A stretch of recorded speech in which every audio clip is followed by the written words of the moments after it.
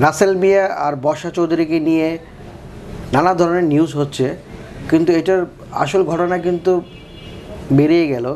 বর্ষা চৌধুরী যে কথাগুলো বলেছে এবং বর্ষা চৌধুরীর উপর যে অত্যাচারগুলো হয়েছে, রাসেল লাইভে এসে কোরআন শরীফ ছুঁয়ে যে কথাগুলো বললো যে সবই মিথ্যে, মানে বর্ষা চৌধুরী যা যা বলেছেন, এবং বর্ষা চৌধুরী কিন্তু তার প্রমাণও দিয়েছে।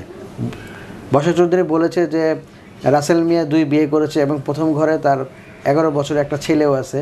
এটা কিন্তু একটা কল রেকর্ড বের হয়েছে, এবং কল রেকর্ডের মধ্যে রাসেল মিয়ার যে শাশুড়ি ছিল সে বলছে যে আমরা তার ব্যবহার আচার এবং তার ভদ্রতা নম্রতা দেখে আমার মেয়েকে বিয়ে দিয়েছে, এবং বিয়ে দেওয়ার পর থেকেই তার কাছ থেকে অনেক টাকা নিয়েছে এবং তার যে মেয়েকে অনেক অত্যাচার করেছে।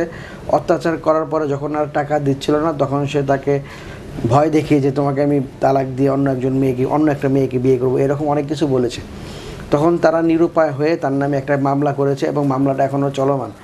এবং পরবর্তীতে রাসেল মিয়া এখান থেকে যখন ঢাকায় চলে আসে, ঢাকায় এসে আরেকজনকে বিয়ে করছে, ওই সংসারও এখনও চলছে এবং তার কাছ থেকে অনেক টাকা নিয়েছে, ওটা নিয়ে ছবি করেছে, নাটক বানিয়েছে, এরকম অনেক কিছুই সে বানিয়েছে। চলচ্চিত্র কে দেখে?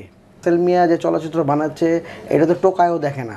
সেক্ষেত্রে হিরো আলমের যে ফিল্মগুলো, যে চলচ্চিত্রকারা বানাচ্ছে, যেগুলো যেমন টোকাই, মিন্তি, কুলি, এরা সবাই কিন্তু হিরো আলমের ফিল্ম এবং চলচ্চিত্র দেখছে, কিন্তু রাসেল মিয়ার চলচ্চিত্র কুলি মিন্টু তার ছবি দেখে না। কিন্তু সে কেন ছবি এবং চলচ্চিত্র বানাচ্ছে? বর্ষা চৌধুরীকে সে 40 অথবা 45 দিন ধরে বিয়ে করছে। বিয়ের 3 দিনের মাথায় সে তার কাছ থেকে 3 লাখ টাকা নিয়েছে এবং অলরেডি 60 লাখ টাকা দাবি করেছে যে যদি না দাও তাহলে আমি তোমাকে ডিভোর্স দেবো, এবং তার উপরে নানা ধরনের অত্যাচার হয়েছে এবং যা আপনারা দেখেছেন।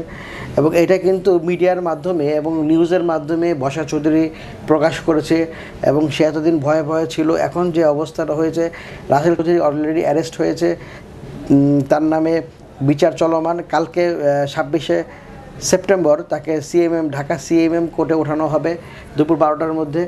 এখন এখানে বিচার অলরেডি শুরু হয়ে গেছে। আসলে এটা কি হবে, এটা আদালতই তার যথাযথ বিচার আদালত করবে।